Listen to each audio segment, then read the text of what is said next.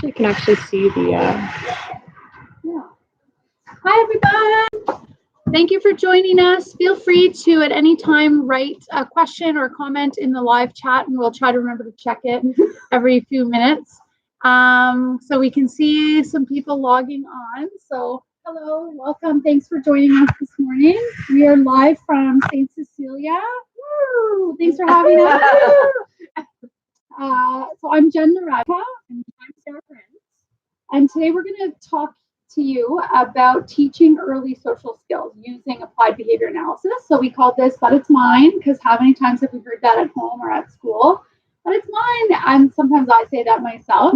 So we're going to walk you through how to use applied behavior analysis to teach the early social skills. And we're not going to go through every social skill, of course, because we're only here for about an hour.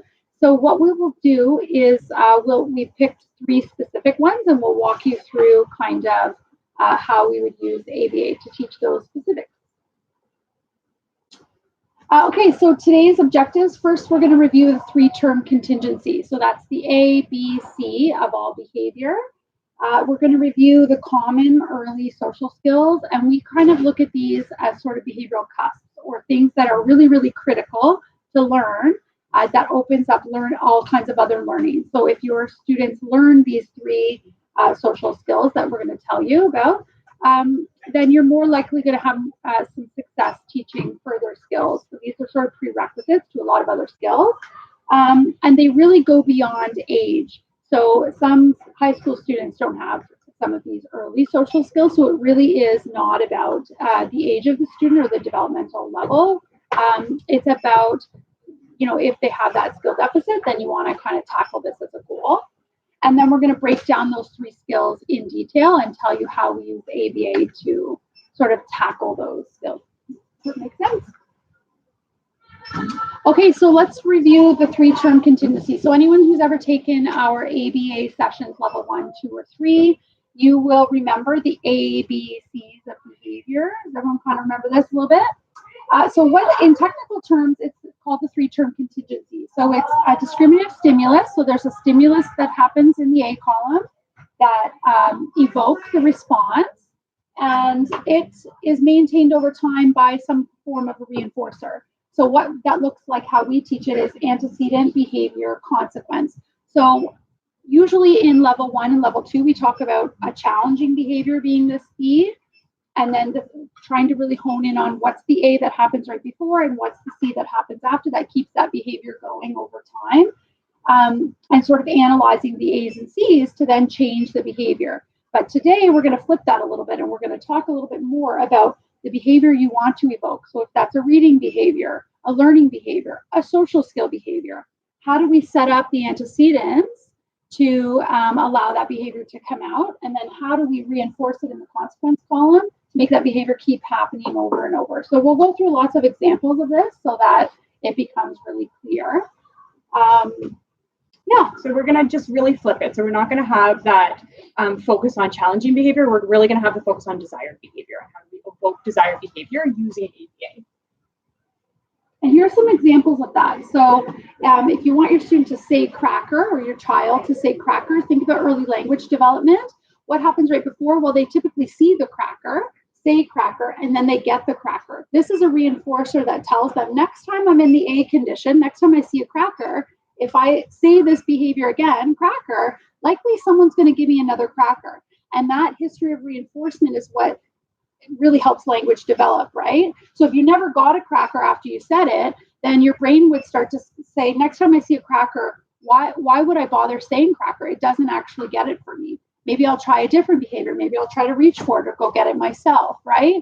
So the development of the word juice, for example. So I'm thirsty, so that's my antecedent. Like I haven't had a drink in a while, and I right now I'm really thirsty. I say juice, and someone gives me juice. So think about how much we do that every day, right? You go to Starbucks, you say an extra large latte or whatever. I don't know. I don't drink from Starbucks. I don't know what the order would be called.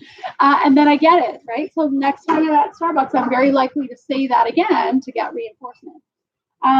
So I see the iron would be an antecedent. I touch the iron, and then I get burned. Okay, so this is a different type of consequence that might make me less likely next time I'm in the A column to touch the iron again. Does that make sense? So this is going to hopefully reduce the future behavior. So this would act as more of a punisher is what we would consider it in ABA terms. Does this make sense?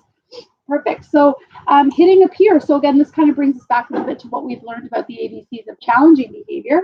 If a peer takes my toy and I hit them and they give the toy back, what am I very likely to do next time my peer takes a toy? I'm going to hit him again. Everyone's nodding. You kinder teachers. You got some little kiddos at home. To get my toy back. So what we're trying to do here is teach the new behavior. So we're still looking at the A's and C's and how we're going to change them to make the B happen that we want to happen. But that's sort of the ABCs of how we look at all behavior, regardless of if we're reducing a challenging behavior or teaching a new skill. Yeah. So I'm going to introduce you guys to the behavioral pathway, and this is something that we kind of use when we're looking at creating desired behaviors using ATA. So in the last example of where a peer takes my toy, I hit them and I get the toy back, right? Those are kind of that like very basic social skills that we see in kinder or sometimes in high school, where we follow that challenging behavior route, right? That toy back is going to then reinforce me to hit them again every time a peer takes my toy, right? So what we actually want to focus on today is this column right here.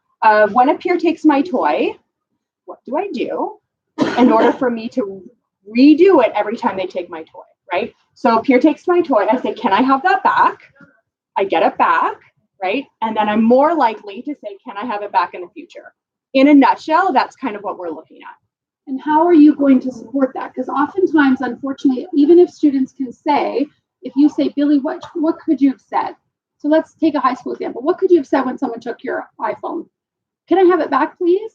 Okay, do you think the person on the other end goes, oh, okay, no problem. Here you go. Here's your iPhone.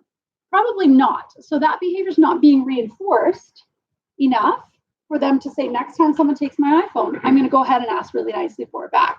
Instead, someone took my iPhone, I punch him in the face, they give me my iPhone back.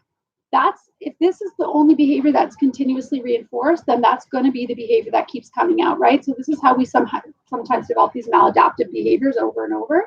So in order for this to be effective, oftentimes we need to be supporting in the consequence column to make sure that that iPhone gets back to that student or that toy gets back to that kiddo, right? So if we are not supporting this consequence, then we know this behavior won't maintain, even though the student can tell you about it. So oftentimes our students have a great skill set to talk about what they should have, would have, could have done in a challenging situation, but they don't have the skill set to actually evoke that behavior in the antecedent condition, simply because their history of reinforcement is sending them down this road. Does that make sense? Yeah. And so when we're looking at teaching desired behaviors, we want this arrow to fade away, right? We don't want that toy or that iPhone to get back based on hitting. What we want this arrow is to be the arrow that we're focusing on. We want the iPhone to come back when we use our words or do something else to get the behavior back that's more appropriate when somebody takes our phone or our toy. Any questions on the pathway? Fairly straightforward. So if you think about the pathway like in an academic skill like reading, okay? So the teacher says it's quiet reading time. I sit and I stare at my book on the same page for 10 minutes, and the teacher comes over and says, okay, Billy, it's time to, have you been reading? What have you been doing? Okay, well, it's recess time now. So I've been reinforced by this behavior of staring at my page and not necessarily reading, right? And so I know next time in the antecedent when she says quiet reading time, I can do this behavior again for 10 minutes and likely just move on to the next activity. So in that example, if you want the antecedent to be, okay, it's quiet reading time, and the desired behavior to actually functionally be reading the book instead of just kind of twiddling my thumbs or picking my nose or something, right, and not reading, then I have to actually tie a reinforcement. Does that make sense? I have to make sure that if I want this I have to make sure there's some kind of a reinforcer happening that can compete with this. That's really what we're doing here on the behavioral pathway, is trying to compete with behavior that's happening versus what we wanted to happen and how we're going to make that happen more effectively in the future.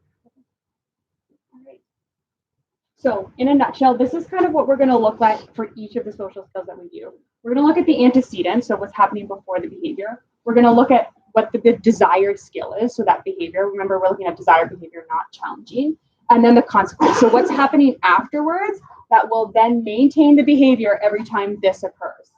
So if you look at some of the strategies that we're going to focus on as we walk through each different social skills, a lot of the effort is going to happen here, right? A lot of the effort happens before the behavior happens. So there's going to be a signal or an instruction, right? A peer takes my toy. Immediately after that, we prompt the desired behavior. And so at ABA, we kind of call it errorless teaching. We want the prompt to become before the behavior, before there's a delay, before any inappropriate behavior happens, so that that positive behavior is happening or that appropriate behavior is happening, and then we can reinforce it so we can maintain it. What we don't want is the instructions to happen, the prompting not to happen, the inappropriate behavior to happen, then we prompt the appropriate behavior, and then they get reinforced. Because what technically happens then is you get a chain of inappropriate behavior, teach your attention to prompt them, appropriate behavior, and then you're going in a loop like that. So if we can prompt before the behavior happens, we're more likely just to see successful behavior, appropriate behavior every time that instruction happens. Does that make sense? This is why we need to explicitly often contrive situations to teach our learners these skills, because if they're happening naturally and you've got 30 kids in your class, you're not capturing those moments. Those antecedents are going by and those behaviors are happening without you really even knowing about it sometimes.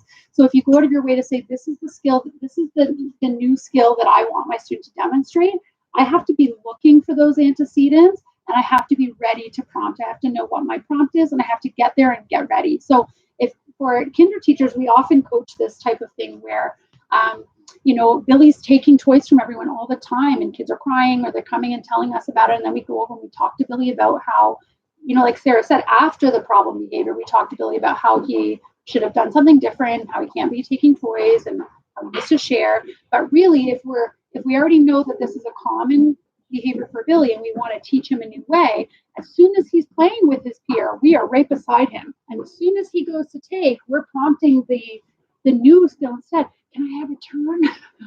And then we tell the peer, share, right? And then we've taught Billy, oh, wait, I don't need to just keep grabbing everything. I can instead use the new behavior I'm learning, which is, can I please have a turn? And we there facilitate the consequence to be reinforcement, which is give him a turn, give him one, block or whatever it is. And so the more we do that, the faster we develop the new behavior. And so we are competing. So if 10 times in a day, Billy goes and he just grabs toys and he's reinforced by it, and we're only actively teaching this twice a day, that's just not enough, right? So that's why when we pick a goal, we actually have to think, and we like it to be very data-based. Do we have baseline data to say, how often is he grabbing toys? Because if it's 10 times a day, we know we have to teach this more. If it's 20 times a day, we know we need to teach this more. So we like to kind of have a baseline of like how often that behavior is happening so that we know how often we need to explicitly be teaching it. And with neurotypical kids, let's say Billy's neurotypical, you might not need to teach it for very long, right? You may only need to intervene like this 15 times for several days in a row before he's like, oh yeah, I get it. I totally get it.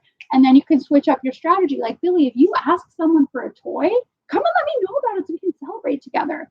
So then he starts wanting to do the behavior to come and celebrate as his reinforcer, right? As an additional reinforcer. So there are lots of ways that we sort of allow the ABCs to flow, but mostly we need to get in there with the prompts. It's critical in our good teaching.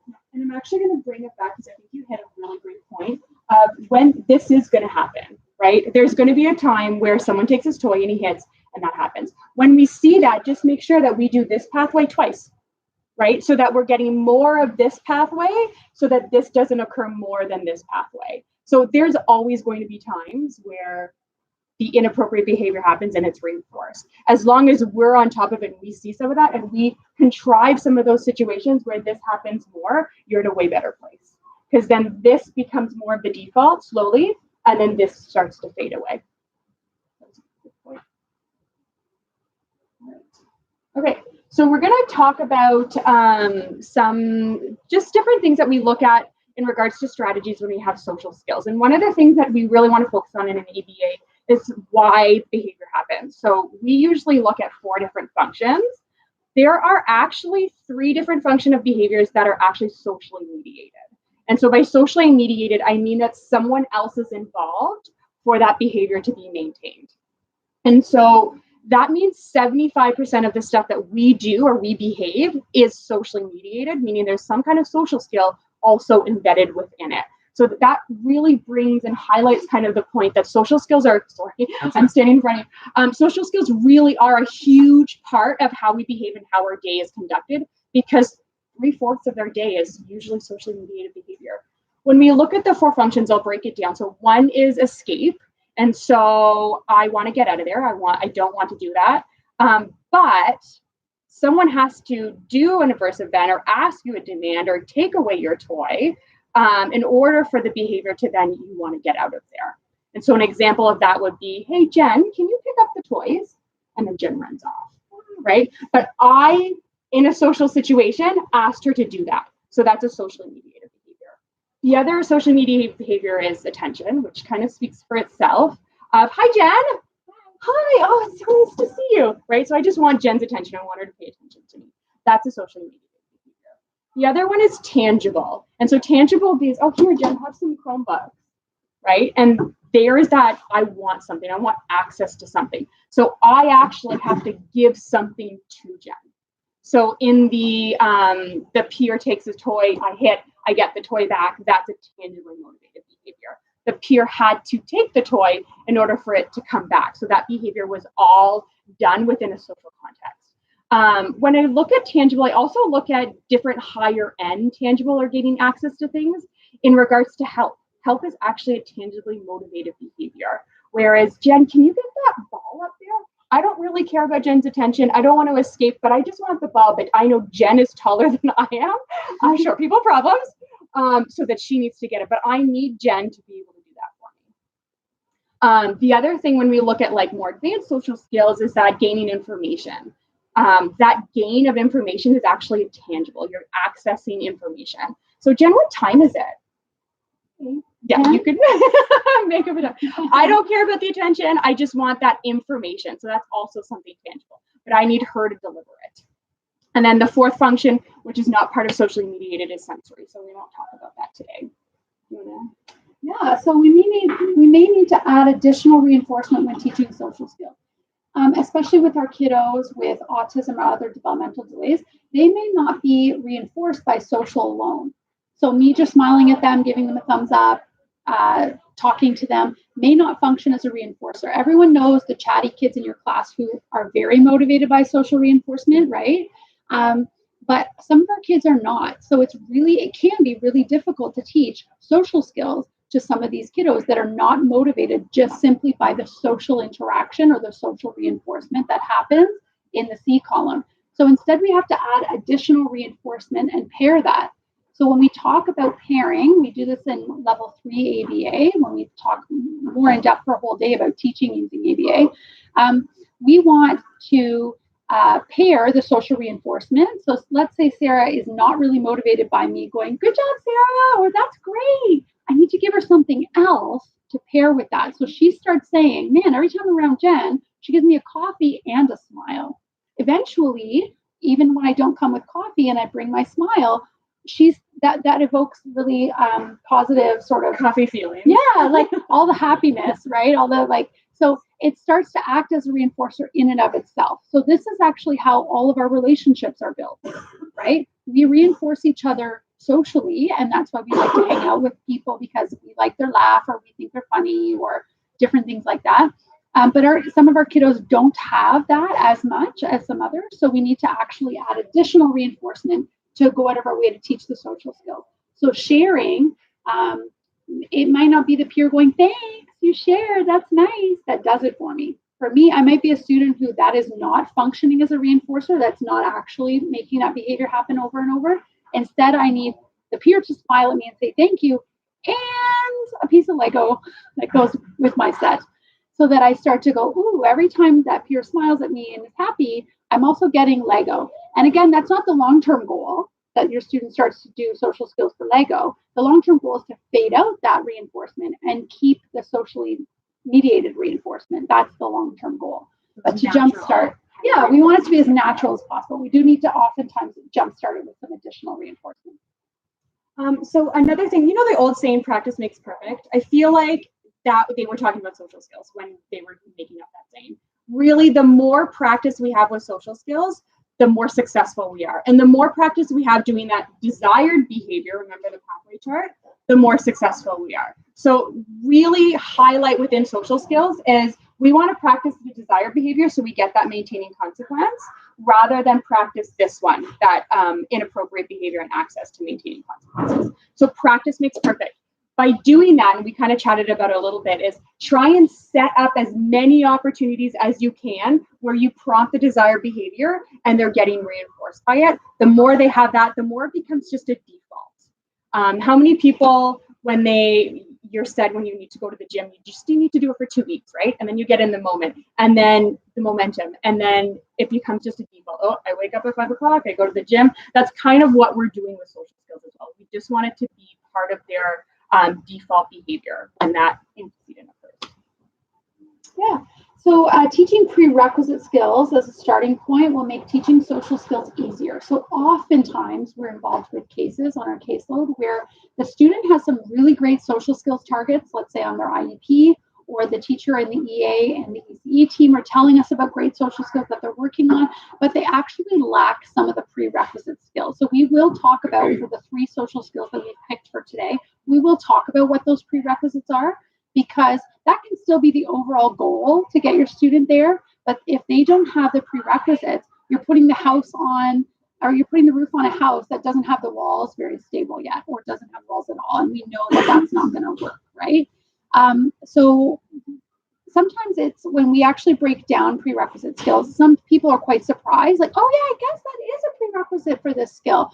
And so that's sort of what we do, what we specialize in applied behavior analysis, is taking a bigger skill and breaking it down into all of those mini skills that your student might need to learn to make them more successful to build toward the bigger social skill. And we would do this with all kinds of different behavior, not just social skill behavior, but specifically social skills. We need to make sure that they have those underlying prerequisite skills first before we continue to build. And I mean, for most people, that big goal of, let's say it's sharing, is that jump to go to sharing isn't too hard, but it's when there's been multiple opportunities where sharing is really hard that we just need to take a couple steps, which are those prereqs to kind of get there.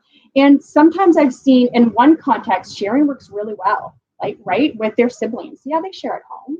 But then in another context, let's say in gym, which is a highly preferred activity, sharing is just not there. And so in that context, we need to break it down just for those prereqs in that context.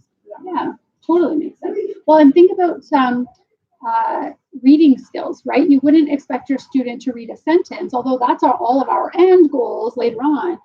If they don't know how to read words, if they don't know how to, like, they don't have the skills to break down words and those types of things. So it's the same with behavior that we apply to academics. We always find educators are so good at breaking skills down when you're looking at the academics, right? That's sort of your wheelhouse. And really, we want to apply that same skill set to breaking down behavioral goals in the same way. So we just try to look at, like, what are the mini pre-steps that would be required.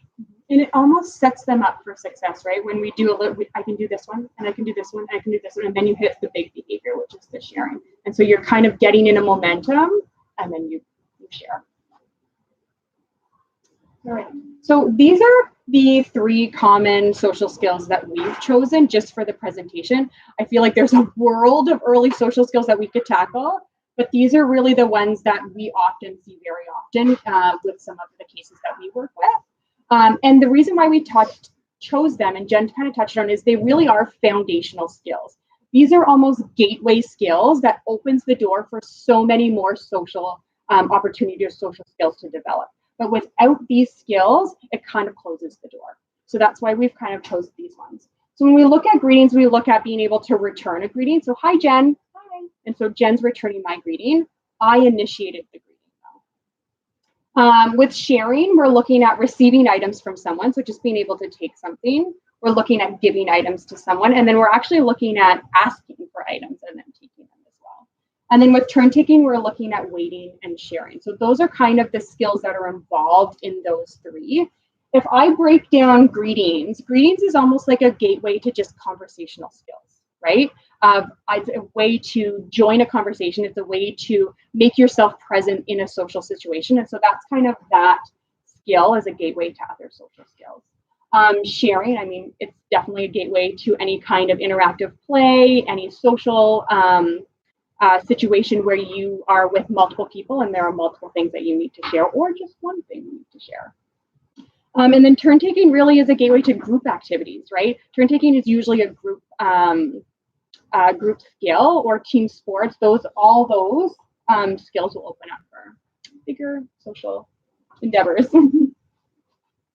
So we're going to go through them in detail now. I'm going to start with greetings. We often find this as a common goal for a lot of our students that we're working with.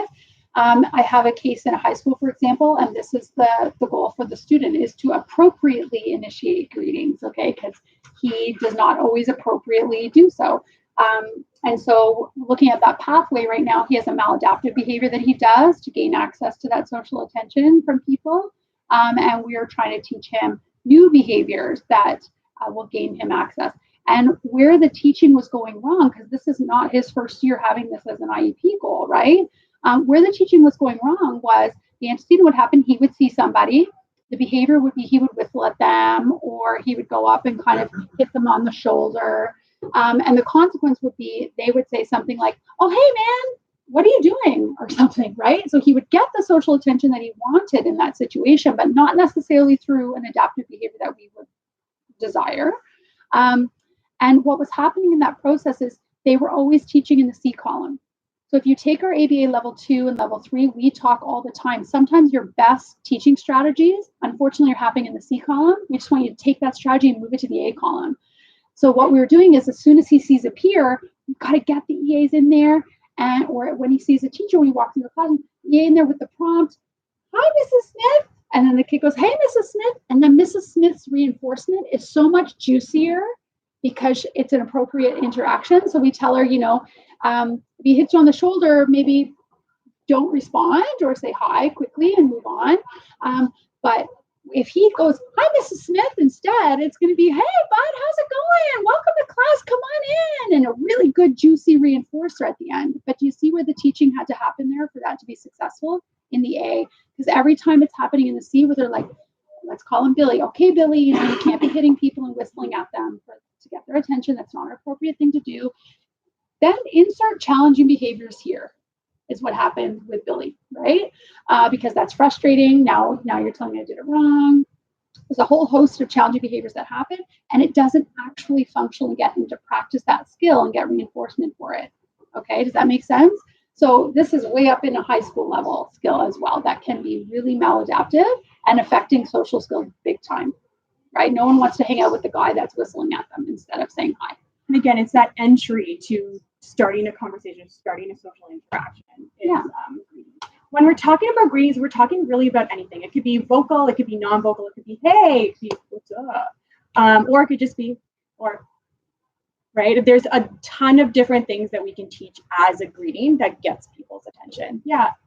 So one of my students that I'm trying to work on greetings with is more when a teacher's walking by in the hallway or he's walking through the hallway, the teacher's working, he yells out to them a greeting, like a nice greeting. Yeah. But I'm trying to get him to just wave. Do more of a nonverbal one. Yeah. Because he's disrupting teachers working with the student, or he's yelling at them in the classroom. Yeah. And so I've initiated by sending out an email to all the staff asking them to just wave and not. So now I guess I have to, as soon as I see a teacher in a hallway, I have to. We can prompt right there and then. Right yeah. away. And prompt that wave. Then you'll get the wave and then you can keep walking. And when we miss that opportunity to prompt, then the teacher just doesn't respond. Right. And so then sometimes I can't. Yeah, no, it's true. But if we can control it, sometimes you're like, but I want to, yeah. But if you try and get on that loop, if I prompt, then the wave happens. If I don't prompt and it was a call out, then let's see if we can kind of change that reinforcement that happens afterwards. So the question. Now, what do I do when he does it sometimes and he's waving at them? But they're walking in the hallway, so they don't necessarily see him waving, so he's not getting that wave back. Right, So what's happening there is he already knows, he's already learned this. All behavior is learned behavior, right, from an ABA perspective. Yeah. So he's already learned almost 100% of the time if I yell out, someone's giving me reinforcement. But maybe 50% of the time if I wave, I get reinforcement. So even though that's a skill in his repertoire, right? It's a performance deficit, not a skill deficit. It's not that he doesn't know how to wave. Yeah. He does. It's just his brain is going, wah, wah. Why continue to evoke a behavior that's not meeting reinforcement? None of us evoke any of our behavior if reinforcement stops, right? Because our bodies just don't stop it. Why are you continuing a behavior that's not effective for you? So that's when you really need more of a team approach. You might also want to practice some priming with your students. So right before you go into the hallway, take 30 seconds. So if Sarah's my student, I'm going to say, okay, Sarah, we're going to practice waving to say hi to people, okay? So if you want to say hi, a nice big wave, maybe if they're far away to get their attention, right? Let's practice right now, Sarah. Hi, yeah, nice to see you. I like the way you were really quiet there. That was awesome. Good job. Let's go practice now. So if she's just met reinforcement with a practice trial or what we call priming, then she's more likely to go in the hall and be like, like, yeah, okay. Whereas if I just give her a pep talk, we're going to wave quietly. Okay, let's go. Her brain didn't actually do the behavior and get reinforced for it in order to be jazzed up to go do it again, right? So that can really help too. And do the same with your friends, with your coworkers and your colleagues. They need a bit of priming too. So like, hey, remember when we're walking today, what are you doing? Yeah, that's right. You're waving quietly. Thank you. Okay, because I just reinforced you for that. Let's practice. Oh, good job, Mrs. Smith. And so, right? And it can be funny, but guess what? Humor makes us remember things because that's reinforcement in and of itself. Okay, so if Mrs. Smith for the rest of the day, I know she's going to be thinking about this when she's waving to kids in the hall, like, oh yeah, that's me this morning, right? So the same thing if you're trying to change some adult behavior around the waving and the responses, use the same strategy. Like priming, say, hey, Jody, at the next staff meeting, can I just do a pop-up and say, hey, guys, guess what? We're working on greetings. Like, look at my kid every time. Every time this happens, rather than when this happens and he's quiet, I want you to, give him, like, big reinforcement. Yeah, so sometimes the priming can happen in both directions to make it successful. Yeah. So we have a couple of examples of the greetings. First, we're going to talk about prerequisites, right? So prerequisites to greetings, can they reference others when they're talking? Okay, so when someone's around me, do I even acknowledge that they're around me, that someone else is in the room? Because if not, it's really hard for me then to acknowledge that you've done something that I would then need to respond to. To see how that's a building block there? So we really want to see if our students are referencing or scanning their environment in any way. Vocal or physical ability, do they have the physical ability to wave? Do they have the vocal ability to say hello or to respond to a greeting?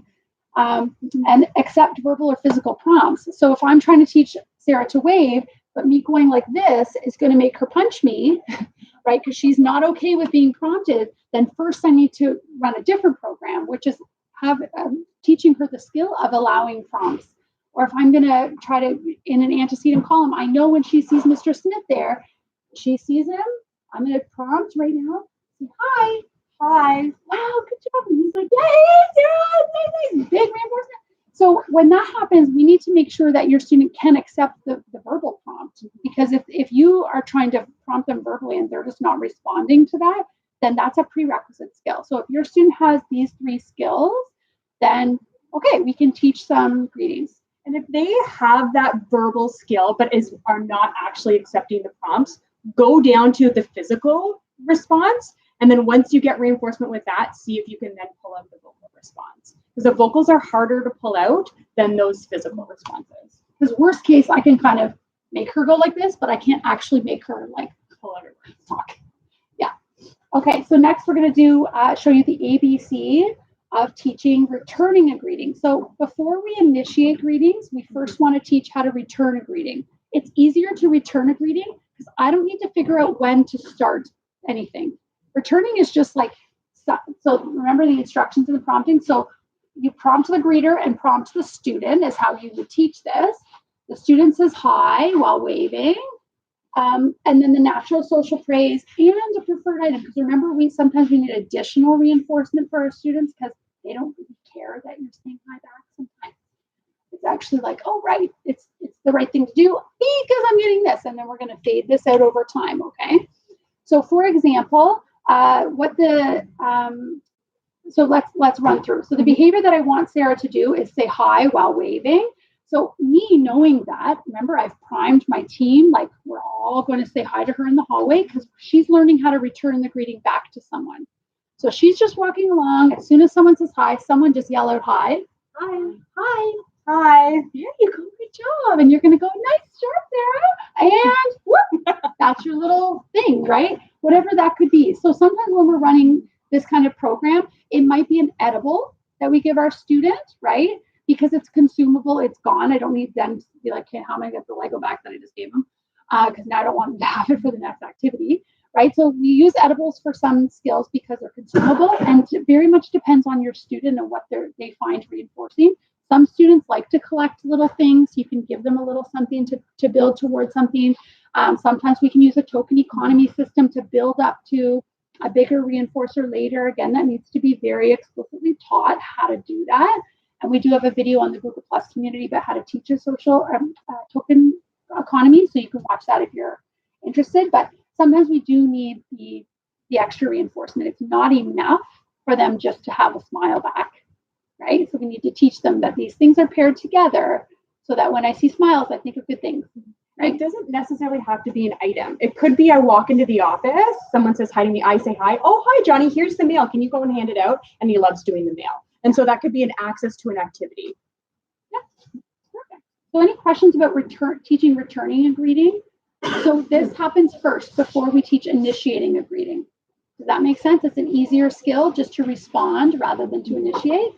So the next one is teaching initiating a greeting. Why this is tricky is because your student's not just kind of waiting for someone else to start the process. Now your student has to identify for themselves what are the antecedents that make it appropriate for me then to initiate a greeting. So what that looks like in the antecedent column is the student sees a preferred peer. So like I see Johnny in the hallway, and the prompt is I have to prompt his initiation, which is harder for me as the teacher to teach because it's literally like Sarah's walking around. I see that she sees Johnny. Hi, Johnny. Hi, Johnny. Good job, Sarah. And Johnny's going, hey, Sarah. And again, I want to have that conversation with Johnny ahead of time. We're working on Sarah saying hello. So if she says hi to you, can you make sure you give her a great hi, how are you? Back, okay? And so what happened there was I prompted her to say hello. She did. And then she got the return greeting from Johnny, but also a preferred activity delivered or preferred item delivered. So maybe it's like, great, go play with Johnny. You did such a good job saying hi to him. That is so nice, right? And that can happen quite naturally with peers because if you greet me appropriately and you initiate that with me, it happens all the time. The peer's response is, hey, Billy, do you want to play? Or like, come with me, or look what I got, or come on, let's have a conversation about this. So that actually happens quite naturally a lot of times with our students. And sometimes you have to get those special little helpers in the classroom to kind of help out with the process, like, play with you. Okay, great. Right? So sometimes you need to contrive a little bit more, but initiating greeting definitely happens after returning a greeting. So that's one thing I would focus on with your student as well.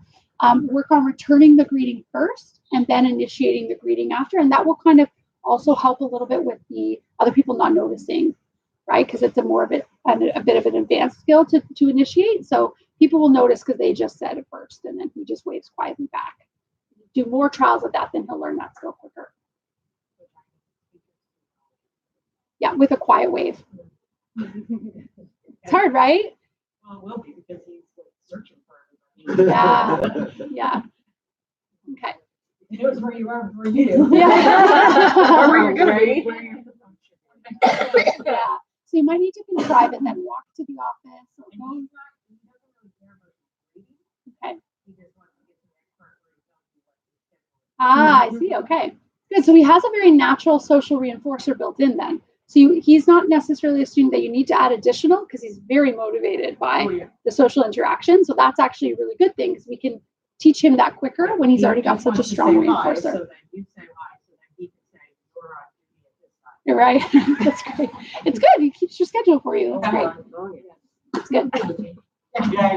Okay. So questions about initiating greetings. Do you see how the ABA process works, though, and how we do this with every skill that we teach? Yeah. Okay. Sharing. So when we're looking at sharing, we're looking at a couple different things with sharing. Sharing, I feel, is a very complex skill. Sharing involves taking an item from someone. It involves giving an item, and it could even be just giving a neutral item, like something they really don't care about, or it could be giving that like highly coveted item that may involve a hit if somebody just steals it from them. Or it could also be the full thing of, hey, can I have that? Take it and then give it back. So that in itself would be a big sharing trial. So sharing could be any of those ones. And I mean, when I look at sharing, I feel like even myself, I have hard time sharing items. I mean, it's just a skill that we're continually trying to practice, depending on how highly valid or valuable that item is that we're sharing. Some of the prerequisites for sharing is we need to be able to take items from other people, right? So I need to be able to understand when an item is being presented to me, and I just need to be able to take it, right? So that is a skill that we need to have. I need to be able to just give random items to somebody else, right? So give me needs to be a response that they can respond to before we look at sharing in general. And then waiting. That's a really hard skill. Waiting is almost like the pivotal skill of most social skills, but really is a pivotal skill of sharing. And when I talk about waiting, it could just be waiting for a couple seconds. It could be, here we go, right? It could be really short, or it could be, I'm not getting back until the end of the class or tomorrow, right? And that's a longer wait. But as long as we have that ability to wait for a certain amount of time, people are sharing. So even though a lot of times when we're involved in a case, the team will say, he needs to share. There's a lot of problems going on. This kid really, really needs to share. Awesome, you've identified a good skill. A lot of times I go right back to waiting. And I'm like, I know you guys just want him to share, but like he can't wait for 20 seconds for a preferred item, nor can he really wait for common items when they're coming his way. And if he can't wait, then of course he can't give something to someone else voluntarily, because he's like giving you something that I have to wait for, but I don't have the skills to wait. So it's just not going to go well. So a lot of times we bring it way back. In most of the cases I'm involved in, it's like, okay, and we're learning waiting, right? So we worked with a case, Jody, last year, like this. There's a kiddo that had some pretty significant challenging behavior, and the staff were like, he needs to share. He doesn't share. And we went right back to waiting. And I think his baseline was like 18 seconds was like the most that little kiddo could wait for something. And so that's really hard in a kinder class where you've got to share and you've got to wait for things a lot, right? So building up that skill first and kind of just allowing yourself to take a deep breath about the sharing right now, setting up situations where it's more parallel play driven until we develop the waiting skill. So not expecting your student to share the markers with everyone else, giving him his own for right now, just until we build in some of the waiting skills. Some things like that can be really effective because we just can't effectively teach sharing unless we have the prereqs down. Yeah. And I mean, waiting can be breaking down into a couple of things. Waiting could be waiting for a neutral activity. Puzzles are kind of neutral for me, but I'm going to share the puzzle because I have the ability to wait for those neutral items, but I don't have the ability to wait for my Lego because Legos are preferred. And so we can work in sharing in a neutral context, but wait for sharing in a preferred context until we have that wait down pat with those preferred items. It's another way too that we can look at it as well. So teaching sharing. So this is giving up a preferred item. So this is the thing that we all are still working on, right? But one of the things in kinder that we see a lot. So again, a lot of the effort from our part is happening before the behavior. You prompt the requester. So Jen, can you ask for the toy, right? And then you ask her for the toy, and I am immediately prompting to give the toy. Student gives up the toy. Then once he gives up the toy, that's really great. You know what? He can have it back, right? And so he's just getting it back. He's just getting into the trial of giving it up and then getting it back. Or ask for the toy, and then Jen asks, right? I prompt to give. Great. Here's another really awesome toy. That was really great sharing. So those are kind of how we would break it down. What we would want to see is that there is a preferred item as an alternative in the beginning, right? Because when we give something up, waiting and just waiting without anything to do is really hard. But waiting for the item to come back to you when you have something else to do is a little bit easier. Any questions on sharing? Yeah. And turn taking. Oh, sorry. One thing that I want to say about sharing is sharing I see as a singular event. So I give something to Jen, and then that was my share, and then maybe I get it back. Whereas the different skill and kind of a gateway to that is turn taking, and turn taking is cyclical. Turn taking usually happens more in a group where it's my turn, then it's Jen's turn, then it's Mr. Smith's turn, and then it's so-and-so's turn, and then it's back to my turn.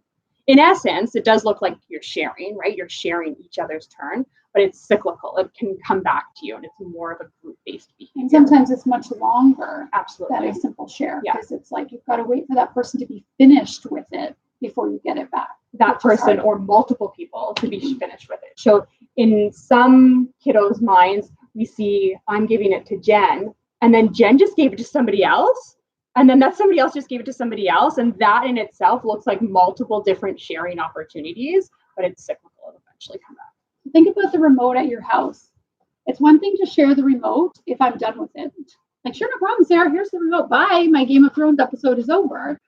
But if I'm right in the middle of it and she asks me for the remote, I'm not very likely to share the remote with her, because in my learning history, what comes next, she's going to change that darn channel, right? So even though your student in some conditions can share, does not mean they can share in all conditions. And that's the same for us, right? If you're super, super hungry and your favorite large pizza just arrived, you want to dive in there, right?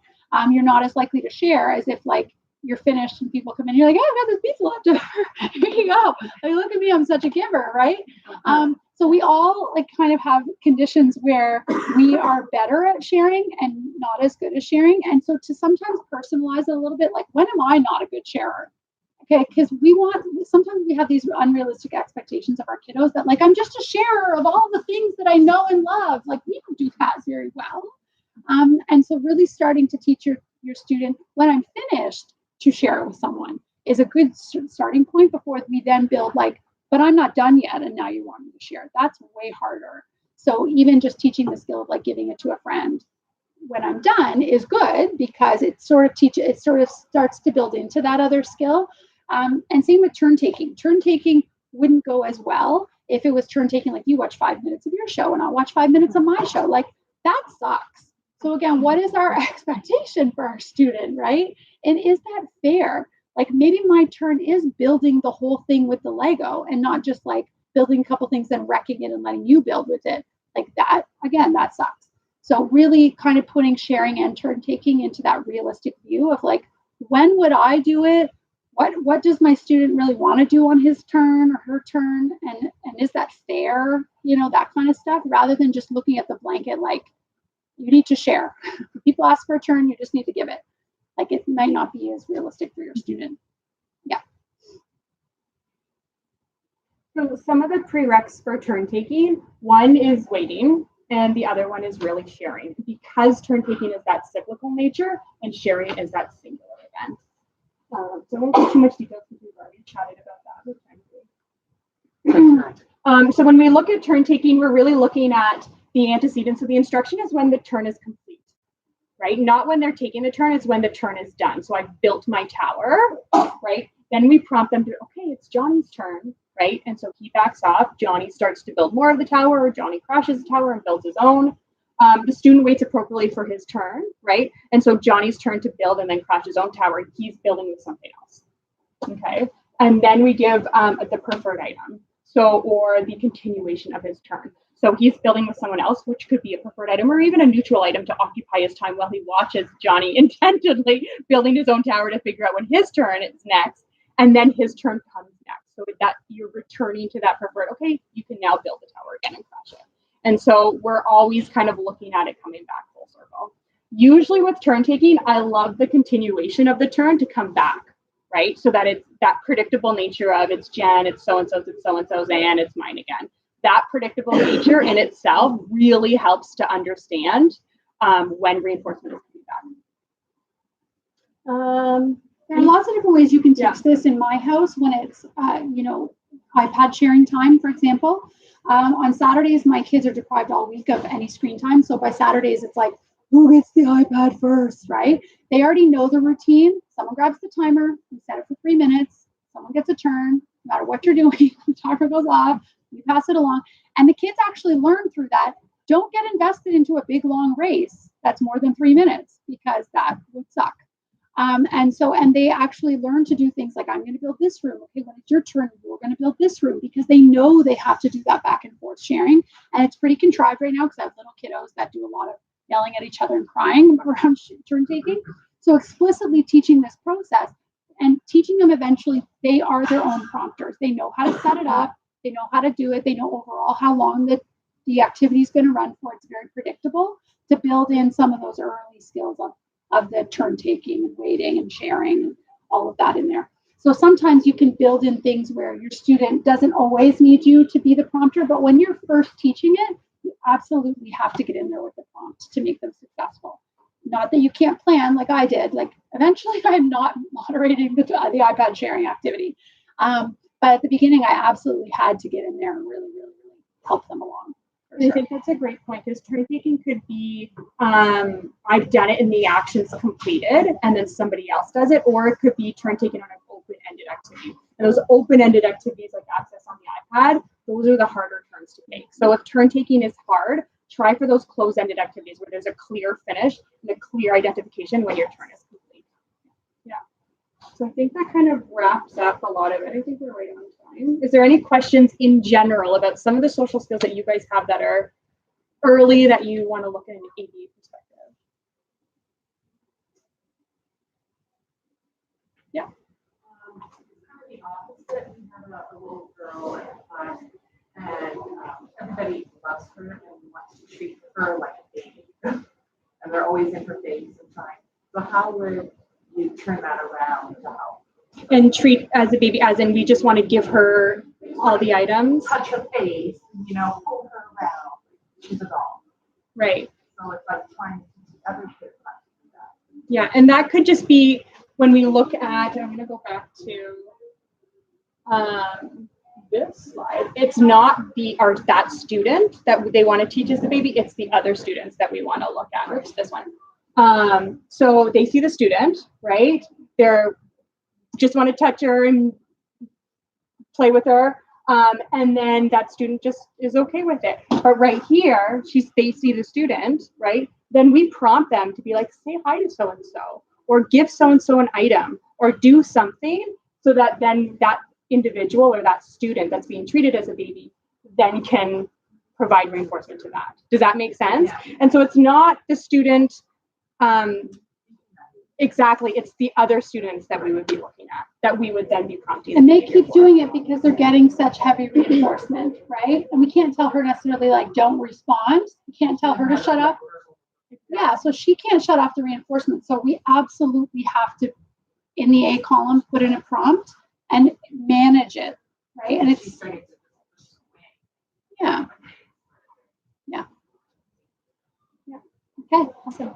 So if you're not already on our Google Plus community, it's called ABA Training. We would love for you to join it. We're going to do 12 Days of Christmas again this year with lots of good, cool giveaways and contests, and that just helps us kind of build awareness. We also have videos on the Google Plus community that we made at the end of last year, teaching a variety of skills, teaching invitation skills, teaching teaching tokens, teaching first end boards, teaching visual schedules, teaching waiting. There's a whole video, teaching responding to your name. And feel free to email us anytime. Sarah Prince is easy. Jen Naradka, good luck with that. But email us and just let us know if you have questions or if you have ideas for videos that you want us to quickly make. They're 5-minute quick and dirty videos of like how to teach blah, blah, blah. And we'll make a video, put it up on Google Plus for you. So that's kind of how we can be accessible to you. Yeah, right? Okay, thank you so much for joining us. Thank you guys. Thanks for joining us. Bye, guys.